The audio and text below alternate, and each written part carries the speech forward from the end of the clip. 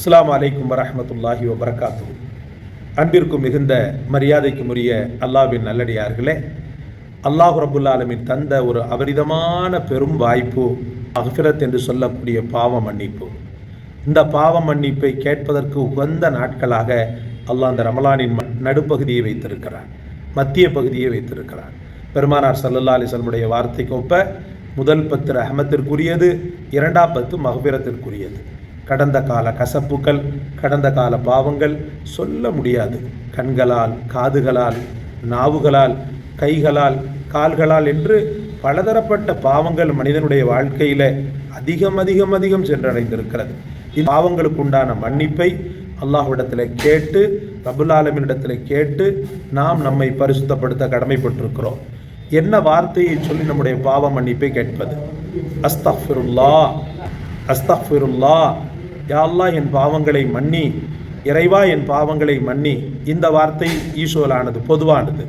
பிரத்யேகமாக அல்லாஹுடைய அஸ்மாவில் இருந்தே, படைத்தவனுடைய பெயரில் இருந்தே யா தவ்வாப், பெரும் பாவங்களை மன்னிக்கும் கருணையாளனே என் பாவங்களை மன்னிப்பாயாக.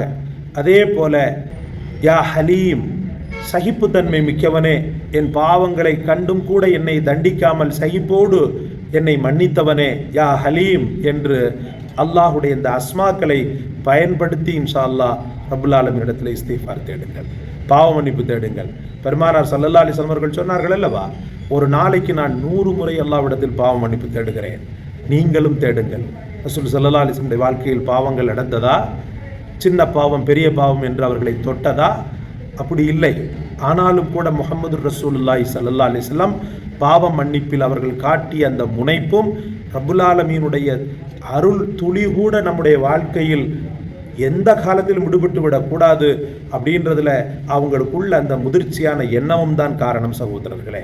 அதனால் அந்த ரசூலுடைய உம்மத்தாக இருக்கக்கூடிய நாம் இந்த 10 நாட்களை பற்றி பிடித்து வெற்றி அடைய வேண்டும். சொல்லுங்கள், யா சத்தார், பாவங்களை மறைத்து மன்னித்தவனே, யா கஃபார், என் பாவங்களை மன்னிப்பவனே, யா தவ்வாப், பெரும் பாவங்களை மன்னிப்பவனே என்னை மன்னித்து விடு. அதிகமாக செய்யுங்கள். யா சத்தார் யா அல்லாஹ், யா கஃபூர் யா அல்லாஹ், யா தவ்வாப் யா அல்லாஹ். அஸ்ஸலாமு அலைக்கும் வரஹ்மத்துல்லாஹி வபரகாத்துஹு.